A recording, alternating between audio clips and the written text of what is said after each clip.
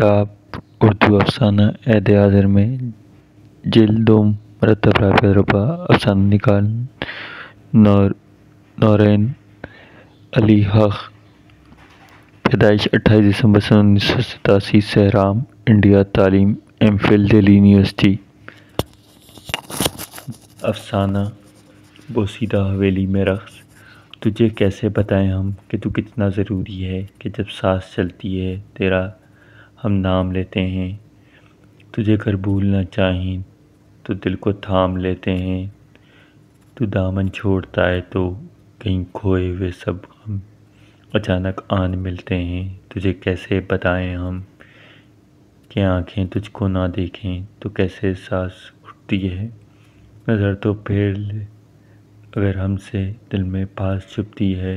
تجھے کیسے بتائیں ہم کہ تو اتنا ضروری ہے، کہ جیسے پیاس میں ساون، جیسے رات میں تارے، جیسے ماں کسی مرتے ہوئے بچے پہ جانورے۔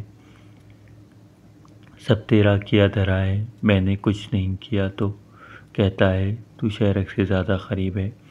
ارے برسوں گزر گئے، تو نے کچھ پوچھا تک نہیں، میری شہرک سے زیادہ قریب کیا ہوگا۔ یہ سب تیرا ڈرامہ ہے، ڈرامہ۔ وہ پرانی حویلی کے ٹاپ فلور پر کھڑا آسمان کی طرف سر کیے اپنے دونوں ہاتھوں کو نچا نچا کر بکتا جا رہا تھا۔ عام طور پر وہ اس وقت سڑکوں پر بھٹکتا من چلے نوجوان اس پر طرح طرح کی پھپتیاں کستے۔ بعض نوجوانوں کو اس کی بک بک سننے اور سمجھنے کا شوق تھا، لیکن جب بھی کوئی اس کے قریب آتا وہ خاموش ہو جاتا اور گھور کر اسے یوں دیکھنے لگتا جیسے کبھی نہ دیکھا ہو۔ کبھی کبھی لڑکے اسے دھکے دے کر بھاگ کھڑے ہوتے، مگر جب بھی اس طرح کا واقعہ ہوا اس نے وہ ہنگامہ کیا کہ بس پورے محلے کو سر پر اٹھا لیا۔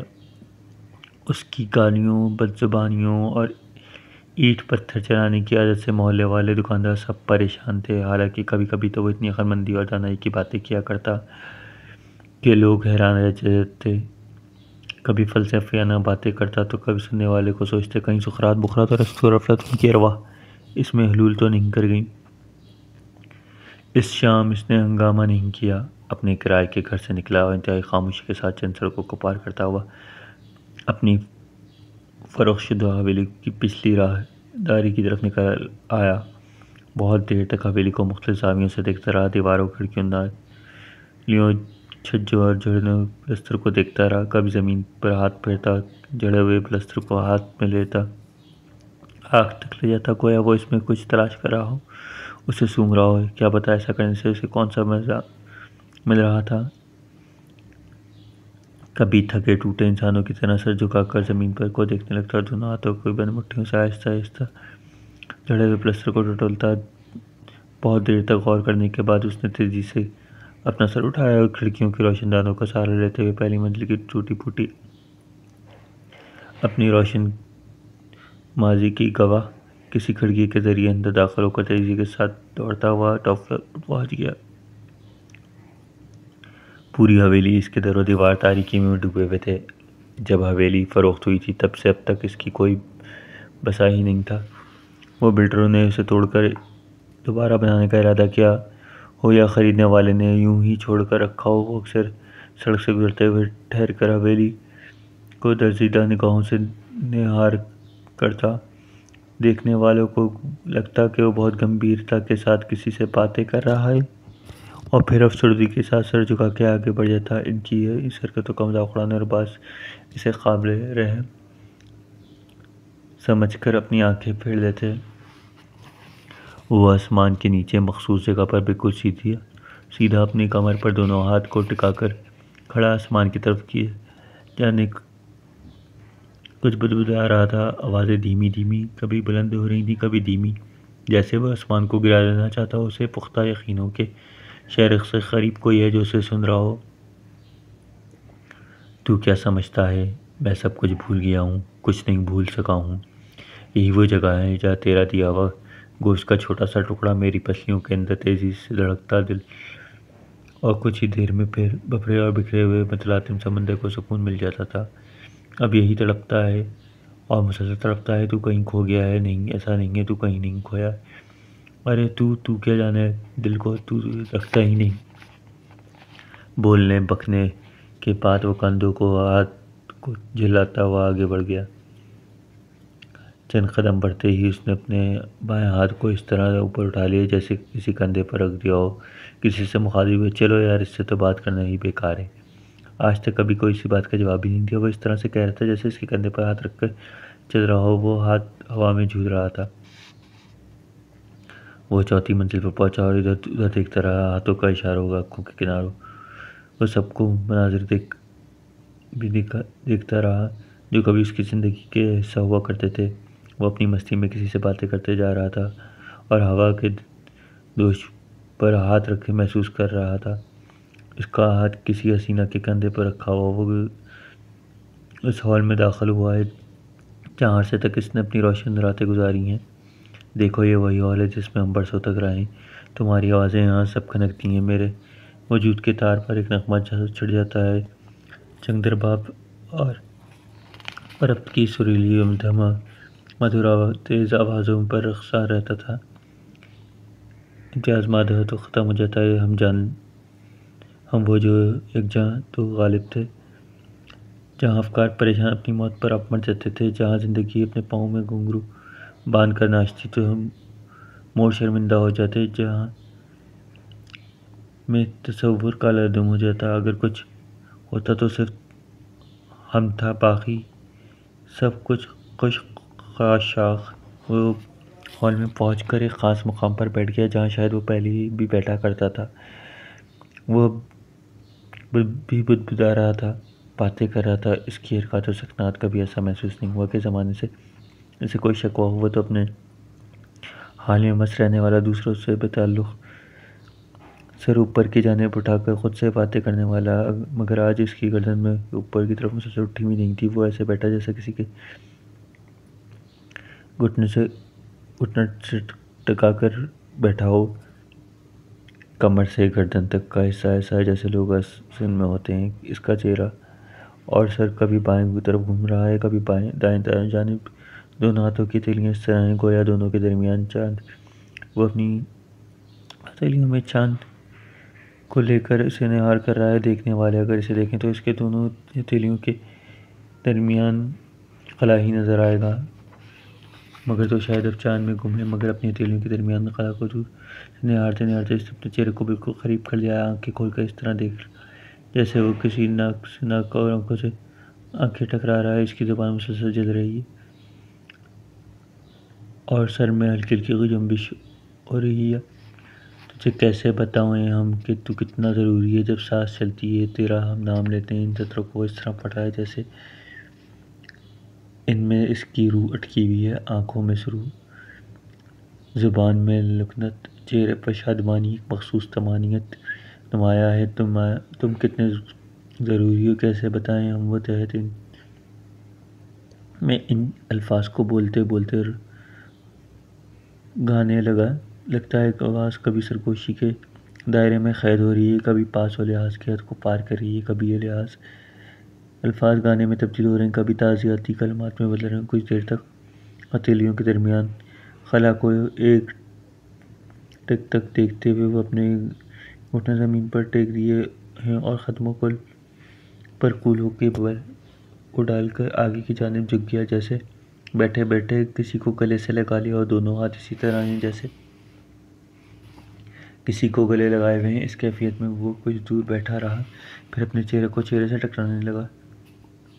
ناک سے ناک ٹکرائی، رخسار سے رخسار، آنکھوں میں آنکھیں ڈال دیں۔ وہ آنکھوں میں کچھ تلاش کر رہا ہے، ڈھونڈ رہا ہے۔ کافی دیر تک آنکھوں میں آنکھیں ڈالے دیکھتے محسوس ہو رہا ہے آنکھوں کی دھیمی جسمانی کشش اپنی جانب کھینچ رہی ہے۔ وہ اور بھی مہویت کے ساتھ آنکھوں کو دیکھ رہا ہے۔ کبھی دیکھتے دیکھتے آنکھوں کو ایک انجانی دنیا نظر آ رہی ہے۔ وہ اپنی آنکھوں کے ادھر ادھر کی آنکھوں کو دیکھ رہا ہے۔ اس کے ہاتھ کبھی وجود کو رخساروں کا طواف کر رہے ہیں، کبھی اس کے کندھے پر سخت ہوتے جا رہے ہیں، کبھی پشت سہلا رہے ہیں۔ اس نے اپنے دونوں ہاتھوں کو رخساروں پر رکھ دیا ہے۔ وہ آنکھوں کے سمندر میں ڈوب رہا ہے۔ آنکھوں کے جیتنے کی جسمانی کشش اس کے پورے وجود کے ساتھ ہی اپنی لامحدود وسعت کو سموتی جا رہی ہے۔ وہ آنکھوں کے سمندر میں ڈبکیاں لے رہا ہے، ان کی وسعتوں میں اپنا مقام کا تعین کرنا چاہتا ہے، مگر اسے وہاں کوئی جائے قرار نظر نہیں آتی اور دور دور تک چٹیل میدان اعزاز اقربا رشتہ دار اور قریب کے تعلقات سب موجود ہیں۔ وہ خود کو وہاں ڈھونڈنے میں بری طریقے سے ناکام ہوتا ہے۔ وہ مایوسی کیفیت سے گزر رہا ہے اور لوگوں میں چہروں کو بغور دیکھتا جا رہا ہے۔ جہاں محسوس کی گئی اس کی پرانی امیدیں، یادیں اپنا وجود سب کھو چکی ہیں۔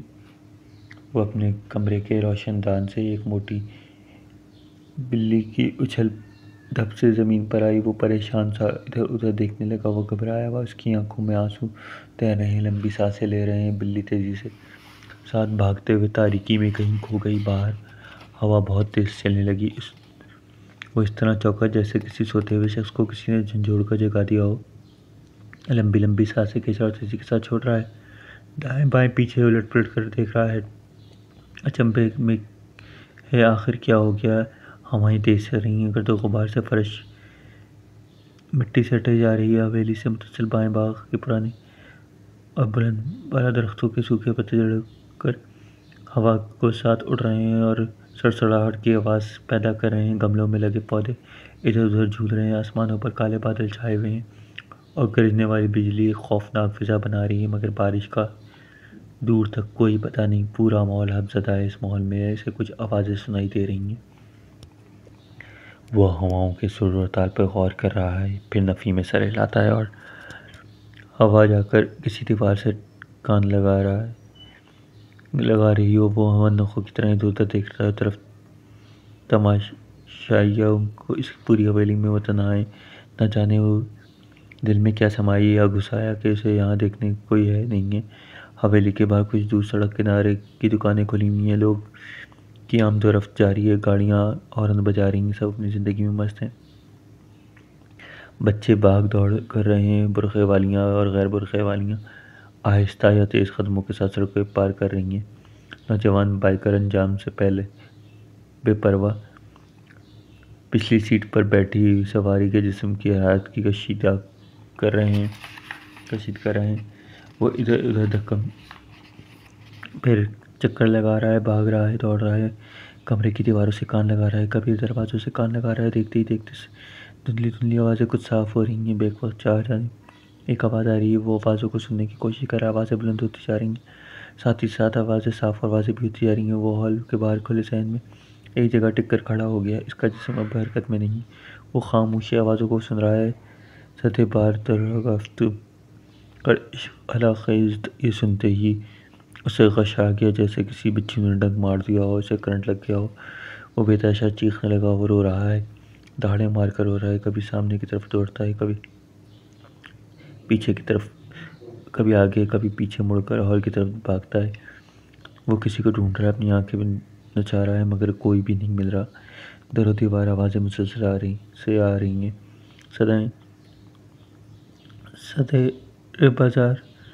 صدر بازار کی طرف آواز آتی ہے، صد بار در کتفم کڑ عشق بلاخیز ہوشیار رشتی شان نہ اے دل دیوانہ۔ اس کی گردن ایک بار پھر آسمان کی طرف اٹھ گئی، جسم سیدھا ہو گیا، دونوں ہاتھ کمر پر آ کر ٹک گئے۔ اس نے دونوں ہاتھوں کو ایک بار اٹھا، آنکھوں سے نکلنے والے آنسوؤں کے قطرات کو تیزی سے چہرے کی طرف صاف کر دیا اور اپنی دائیں آستین کو ناک کے گرد گھسیٹ دیا۔ تو کیا سمجھتا ہے ہار گیا ہوں؟ نہیں ہارا نہیں، ٹوٹ کر بکھر گیا ہوں، ہارا نہیں ہوں۔ تو جو کر سکتا ہے کر لے، جو میں کر سکتا ہوں میں کروں گا۔ وہ بکتا جا رہا تھا، بڑبڑاتا جا رہا تھا۔ ہوائیں چل رہی تھیں، گرد و غبار سے اس کا پورا وجود تار تار ہو رہا تھا اور ہٹے جا رہا تھا۔ درختوں کی شاخیں ہل رہی تھیں، سوکھے پتے گر رہے ہیں، اپنی شاخوں سے علیحدگی کا ماتم کر رہے ہیں۔ کوئی بھی پتا اس کے قدموں میں آ کر اپنے وجود کو مزید تباہ کر رہا ہے۔ تجھے کیسے بتائیں ہم کہ تو کتنا ضروری ہے، کہ جب سانس چلتی ہے تیرا ہم نام لیتے ہیں۔ تجھے کیسے بتائیں ہم تو کتنا ضروری ہے۔ اس نے اپنے کانوں میں اپنی انگلیاں ٹھوس لیں اور منہ سے اسی طرح تیز تیز بکنے لگا۔ شاید اس کی آنکھیں بچھی ہوئی ہیں، ذرے ذرے دانے دانے جن کے ایک اینٹ پتھر در و دیوار سے آوازیں اٹھ رہی ہیں۔ ہوشیار رشدی یا نہ صدر بار در گفتم کڑ عشق بلا علاقے وہ ان آوازوں سے دور بھاگنا چاہتا ہے، مگر یہ آوازیں اس کا تعاقب کر رہی ہیں۔ اس نے بہت تیزی سے یہ ساتھ اپنے قدم بڑھائے اور دوسروں دیوار کے قریب الٹے پاؤں سے ان کی جانب بھاگنے لگا۔ اسے لگ رہا ہے آوازوں کے اہتمام میں وہ گھٹن کا شکار ہو رہا ہے، ادھر بھاگ رہا ہے، کبھی ادھر بھاگ رہا ہے۔ ایک بار کہ اس کے قدموں کے نیچے شاخوں سے جدائی کا داغ لیے ڈھیر سارے سوکھے پتے آن گرے۔ اس کے قدموں کے نیچے عجیب و غریب کرمرس کی آوازیں کسمسانے لگیں، آوازیں ابھریں گویا وہ پتے شاخوں سے الگ ہو کر اپنی زندگی کی تباہی کا افسانہ بیان کرنے لگے ہوں۔ اس نے اپنے قدم پیچھے ہٹا لیے اور سوکھے پتے کو دیکھنے لگا۔ وہ تھم سا گیا، بالکل خاموش، گھٹنوں پر ہاتھ رکھ کر پتوں پر غائرانہ تغافل کی نظریں تفکر سے دیکھنے لگا اور افسردگی بھری نظریں ڈال کر شاید کچھ سننے کی بھی کوشش کر رہا ہے۔ وہ دیوار سے ابھرنے والی آوازیں خاموش ہو گئیں، ہوا ٹھہر گئی، گرد و غبار کا سلسلہ بھی رک سا گیا۔ وہ پتوں کو دیکھ رہا ہے، اس وقت بہت بڑا دانشور لگ رہا ہے، گویا وہ درختوں، پودوں، پتوں کی زبان، ان کی حرکات و سکنات کو سمجھنے کی کوشش کرنے والا ہو، ماحولیات کا بڑا ماہر ہو۔ اس نے ایک لمبی سانس لی، اس کے اندرونی جذبات اس کے چہرے پر الٹ آئے، لاچارگی، بے چارگی، صبری کی کیفیت اس کے چہرے سے ودا ہے۔ اس نے اپنا دانا ہاتھ آگے بڑھا کر ایک سوکھے ہوئے پتے کو اٹھایا اور اسے غور سے دیکھا، جھکایا اور دوسرا پتا اٹھایا، پھر تیسرا، پھر چوتھا۔ ان پتوں کو اس طرح دیکھ رہا ہے جیسے کسی مظلوم اور پٹے ہوئے شخص کو لوگ دیکھا کرتے ہیں۔ ان پر ہاتھ پھیر رہا ہے، انہیں سہلا رہا ہے، چوم رہا ہے، آنکھوں سے لگا رہا ہے۔ اس کی آواز تیز ہو گئی اور مفہوم نحیف سی آواز میں کہنے لگا، وقت کی تھپڑوں نے، زندگی کے ہیلوں نے، دھوپ چھاؤں کے ریلوں نے مار دیا ہم کو بھی، مار دیا تم کو بھی۔ تم کتنے ضروری تھے یہ کیسے بتائیں ہم، تم کتنے ضروری تھے یہ کیسے بتائیں ہم۔ یہ بڑبڑاتے ہوئے ایک ہی کیفیت طاری ہو گئی۔ وہ جھوم کر تیز تیز اور کبھی آہستہ آہستہ آگے بڑھ رہا تھا۔ اس کی گردن کبھی دائیں بائیں جانب ہو رہی تھی، بلکہ اس کا پورا جسم شل ہو رہا تھا اور وہ ہل رہا تھا۔ دونوں ہاتھوں میں بھرے سوکھے پتے ادھر ادھر اڑنے لگے، گر رہے ہیں۔ وہ ان الفاظوں اور جملوں کو سے تکرار کر رہا ہے۔ وہ ایک جگہ ٹھہر کر اپنی تعجب خیز نظریں دائیں بائیں جانب دیکھ رہا ہے۔ اس کے ہاتھوں سارے سوکھے پتے زمین پر گر چکے ہیں۔ وہ انہیں دیکھ پا رہا ہے، کچھ غور کر رہا ہے، کچھ سوچ رہا ہے، کچھ بول رہا ہے، کچھ سمجھنے کی کوشش کر رہا ہے۔ وہ ٹھٹھر مار کے ہنسنے لگتا ہے، منہ کھول کر ہنس رہا ہے۔ ہنستے ہنستے اس کا ہاتھ پیٹ پر آ گیا ہے۔ وہ کبھی نیچے کی طرف جھک رہا ہے اور کبھی سیدھا کھڑا ہو کر ہنس رہا ہے۔ اس کے سامنے کچھ لوگ اپنی دنیاؤں میں مگن ہیں، مگر کوئی ندی کنارے سریلی آواز میں بانسری بجا رہا ہے، کوئی ترکی ٹوپی پہنے کفر کے الزام کی تردید کر رہا ہے۔ اس کے پیچھے کھڑا لمبی مونچھوں اور کتابی چہرے والا کسی سے شکوہ شکایت کر رہا ہے۔ وہ ایک ایک کو بغور دیکھ رہا ہے اور ٹھٹے مار رہا ہے۔ کوئی نمی دائم کر رہا ہے، وہ بھی اس کے ساتھ نمی دائم کی تکرار کر رہا ہے۔